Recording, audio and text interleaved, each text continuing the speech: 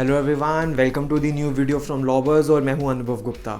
सो यार, आज की वीडियो के अंदर मैं आपको वो कुछ बहुत ही इंपॉर्टेंट टिप्स और पॉइंट्स आपको बता रहा हूं जो कि आपको अपने माइंड में रखनी चाहिए जब भी आप एक कॉन्ट्रैक्ट फॉर्म कर रहे हो या किसी के साथ भी आप कोई कॉन्ट्रैक्ट कर रहे हो। तो क्या क्या चीज़ें आपको अपने माइंड में रखनी चाहिए ताकि जो आपका कॉन्ट्रैक्ट है वो सुपर स्ट्रॉन्ग रहे, कोई आपका अनड्यू बेनिफिट ना ले पाए और कोई आपके साथ नुकसान या फ्रॉड ना कर पाए। आज की वीडियो के अंदर मैं डिस्कस करने वाला हूँ।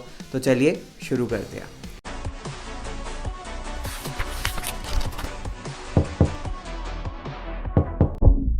तो फ्रेंड्स, अगर मैं कॉन्ट्रैक्ट के बारे में बात करूं तो यार हर पर्सन को कभी ना कभी कॉन्ट्रैक्ट के अंदर एंटर होना पड़ता है। कई लोगों को कॉन्टिन्यूसली उनका बिजनेस प्रोफाइल या कोई ना कोई जॉब ऐसी होती है कि उनको रेगुलरली कॉन्ट्रैक्ट साइन करने पड़ते हैं, कॉन्ट्रैक्ट्स ड्राफ्ट करने पड़ते हैं।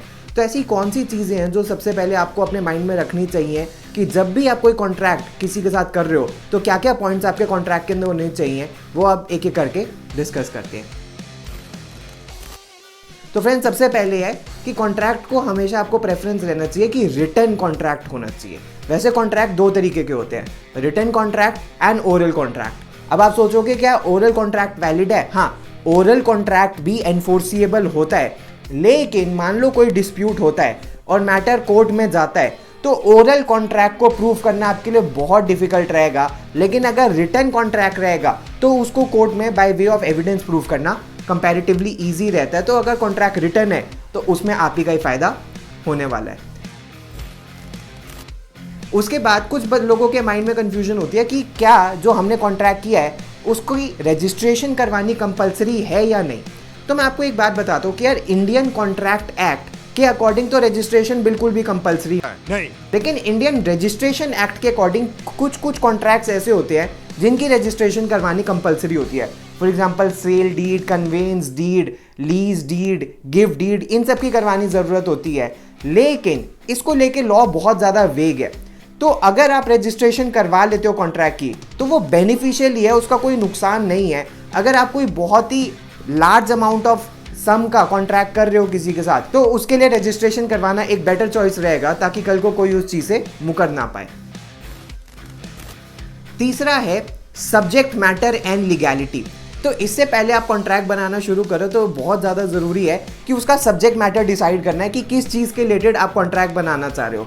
क्योंकि एक बार जब सब्जेक्ट मैटर डिसाइड हो जाएगा उसी के बाद आपको कॉन्ट्रैक्ट की नेचर पता लगेगी। एंड कॉन्ट्रैक्ट की जब नेचर पता लगेगी तभी ही ये पता लग पाएगा कि कॉन्ट्रैक्ट वो लीगल है या नहीं है। क्योंकि सिर्फ और सिर्फ लीगल चीज़ों के लिए ही कॉन्ट्रैक्ट को आप कॉन्ट्रैक्ट कर सकते हो। अगर कोई नेचर या सब्जेक्ट मैटर इलीगल हुआ तो उसके लिए आप कॉन्ट्रैक्ट नहीं कर सकते। फॉर एग्जांपल जैसे बेटिंग, वेजरिंग जिसे हम कहते हैं, बेटिंग को लेके कॉन्ट्रैक्ट नहीं किया जा सकता क्योंकि वो एक इलीगल ऑब्जेक्टिव है।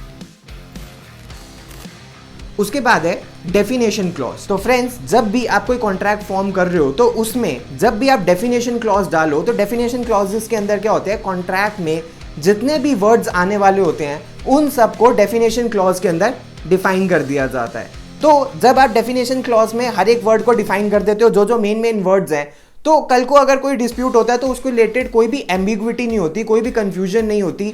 उस वर्ड का वो ही मीनिंग माना जाएगा, उसके अलावा उसका कोई और मीनिंग नहीं माना जाएगा। तो जितने भी मेन वर्ड्स है कॉन्ट्रैक्ट के उन सबको डेफिनेशन क्लॉज के अंदर अच्छे से डिफाइन कर देना चाहिए।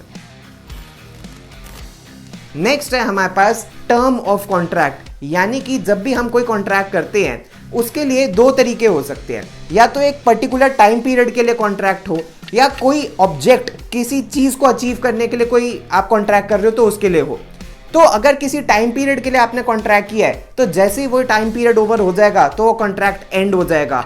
या किसी पर्टिकुलर ऑब्जेक्टिव के लिए आपने किया है तो जैसे ही वो ऑब्जेक्टिव फुलफिल हो जाएगा तो वो कॉन्ट्रैक्ट एंड हो जाएगा। जब तक ये सारी चीजें कॉन्ट्रैक्ट के अंदर मेंशन नहीं होगी तब तक वो एक स्ट्रॉन्ग कॉन्ट्रैक्ट नहीं हो सकता, क्योंकि टाइम पीरियड या जो भी आप ऑब्जेक्ट अचीव करना चाहते हो वो कॉन्ट्रैक्ट के अंदर मेंशन करना बहुत जरूरी है।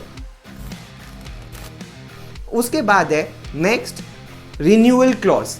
अब समटाइम्स ये होता है कि कॉन्ट्रैक्ट आपने साइन तो कर दिया, अब कॉन्ट्रैक्ट एंड हो गया और अब आपको रिन्यू करना है, तो फिर दोबारा हैसल, पूरा कॉन्ट्रैक्ट ड्राफ्ट करना पड़ेगा, सबको साइन करना पड़ेगा, विटनेस करना पड़ेगा, रजिस्ट्रेशन करवानी पड़ेगी, लंबा प्रोसीजर है। लेकिन अगर आप अपने एग्जिस्टिंग कॉन्ट्रैक्ट के अंदर ही एक रिन्यूअल क्लॉज डाल देते हो तो आपको एग्रीमेंट रिन्यू नहीं करना पड़ेगा। तो जैसे ही टाइम पीरियड ओवर हो जाएगा, जो ऑब्जेक्ट अचीव हो जाएगा, तो उसके बाद अगर रिन्यूअल क्लॉज हुआ तो कॉन्ट्रैक्ट अपने आप रिन्यू हो जाएगा। नेक्स्ट रेफरेंस हमारे पास कंसिडरेशन। तो जब भी आप कोई कॉन्ट्रैक्ट साइन कर रहे हो या कॉन्ट्रैक्ट ड्राफ्ट कर रहे हो तो उसके अंदर क्लियरली मेंशन करना चाहिए कि कंसिडरेशन क्या है। कंसिडरेशन का बेसिकली मतलब ये है कि कितने पैसे आपको सामने वाले को देने हैं। इसको रिलेटेड कोई भी एम्बिग्विटी नहीं होनी चाहिए, क्योंकि सबसे ज्यादा डिस्प्यूट भी इसी चीज को लेके होता है। तो जितना क्लियरली आप कंसिडरेशन मेंशन कर दोगे और कब कब कब कब वो पेमेंट प्लान्स होने हैं उसके, वो भी मेंशन कर दोगे, तो आप एक स्ट्रॉन्ग कॉन्ट्रैक्ट बना लोगे। तो नेक्स्ट रेफरेंस हमारे पास रिटर्न एंड रिफंड। तो यानी कि जब भी आप कोई कॉन्ट्रैक्ट साइन कर रहे हो तो आप ये सारे के सारे सिनेरियोज उसके अंदर लिख देना कि कोई प्रोडक्ट अगर आपने लिया है और वो आपकी एंटिसिपेशन के अकॉर्डिंग नहीं निकला है तो आप उसको कैसे रिटर्न कर सकते हो, या जो आपने कंसिडरेशन पे करी है वो किस किस सिनेरियो में आपको उसका पूरा रिफंड मिल जाएगा। अगर ये सारे पॉइंटर्स क्लियर रहेंगे तो आपका कॉन्ट्रैक्ट स्ट्रांग रहेगा। नेक्स्ट सबसे इंपॉर्टेंट है डिस्प्यूट रेजोल्यूशन मैकेनिज्म और ज्यूरिसडिक्शन। इसका मतलब यह है कि फ्रेंड्स, जब भी कॉन्ट्रैक्ट्स होते हैं लोग साथ आएंगे तो डिस्प्यूट्स भी होंगे, क्योंकि जहां ह्यूमन बींग्स होंगे वहां डिस्प्यूट्स भी होंगे। तो अगर कॉन्ट्रैक्ट हो रहा है और कोई उसके ऊपर डिस्प्यूट होता है तो आप कौन सा डिस्प्यूट रिड्रेसल मैकेनिज्म लेना चाहते हो। फॉर एग्जाम्पल, आपकी मर्जी है दोनों के ऊपर, आप आर्बिट्रेशन के लिए जाना चाहते हो, मीडिएशन के लिए जाना चाहते हो, या आप सिविल कोर्ट में जाना चाहते हो। सिविल कोर्ट का मतलब ये है कि आप सिविल जज के पास या डिस्ट्रिक्ट जज के पास या हाई कोर्ट के अंदर आप जा सकते हो, डिपेंडिंग कि कॉन्ट्रैक्ट का जो अमाउंट है वो कितना है। फॉर एग्जाम्पल, अगर मैं दिल्ली के बारे में बात करूं तो कोई भी 2 करोड़ रुपीस से ज्यादा के जो केसेस होते हैं वो सीधा हाई कोर्ट जाते हैं, और 2 करोड़ से कम के जो केसेस होते हैं वो डिस्ट्रिक्ट कोर्ट्स में आते हैं। तो ये आपको डिसाइड करना है जब भी आप कॉन्ट्रैक्ट साइन कर रहे हो कि आप कौन सा डिस्प्यूट रेजोल्यूशन मैकेनिज्म लेना चाहते हो। इसके अलावा आपको एक सिटी भी डिसाइड कर लेनी चाहिए, क्योंकि अगर कल को अगर कोई डिस्प्यूट होता है तो उसी सिटी के कोर्ट्स के अंदर वो केस होगा। नेक्स्ट बहुत important, rights and duties of the parties. यानी कि कॉन्ट्रैक्ट का पर्पस क्या होता है, कॉन्ट्रैक्ट के अंदर जो सारे के सारे पैराग्राफ्स होते हैं वो ये बताते हैं कि दोनों पार्टीज की या जितनी भी पार्टीज है कॉन्ट्रैक्ट की, उनकी राइट्स एंड ड्यूटीज क्या है। इस चीज को बहुत क्लियरली, बहुत प्रिसाइजली, सिंपल और क्रिस्प लैंग्वेज के अंदर डिफाइन करना चाहिए कि सारी की सारी पार्टीज की क्या राइट्स हैं, क्या ड्यूटीज हैं, ताकि इसको रिलेटेड कोई भी कंफ्यूजन ना रहे। अगर ये पहले से ही अच्छे तरीके से डिसाइड हो जाता है तो कल को किसी भी तरीके का डिस्प्यूट होने के चांसेस बहुत कम हो जाते हैं।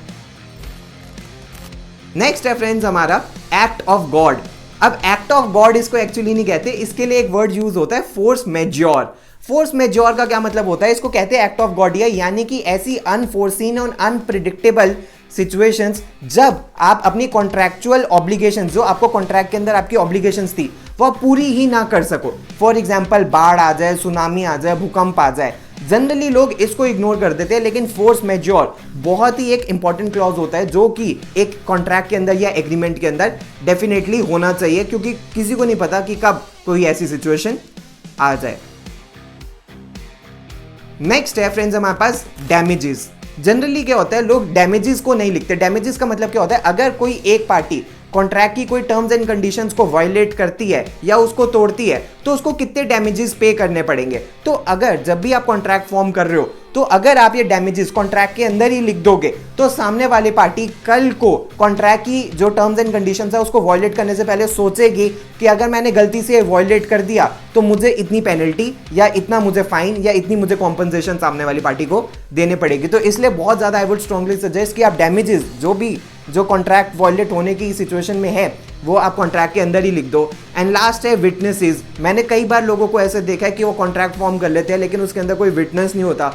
मैटर कल को अगर कोर्ट के अंदर जाता है तो वो एग्रीमेंट को ही या कॉन्ट्रैक्ट को ही डाउटफुल कर दिया जाता है। तो अगर आप 2 विटनेसेस से उसको साइन करवा लेते हो तो उसके लिए बहुत अच्छी बात यह है कि कल को अगर डिस्प्यूट होता है तो एटलीस्ट वो विटनेसेस उसको टेस्टिफाई कर सकते हैं, विटनेसेस उसको प्रूव कर सकते हैं कि हाँ ये जेन्युइन है और उनकी प्रेजेंस के अंदर ही ये कॉन्ट्रैक्ट साइन हुआ था। तो फ्रेंड्स ये थी कुछ टिप्स जो कि आपको अपने माइंड के अंदर रखनी चाहिए जब भी आप कॉन्ट्रैक्ट साइन कर रहे हो या कॉन्ट्रैक्ट ड्राफ्ट कर रहे हो।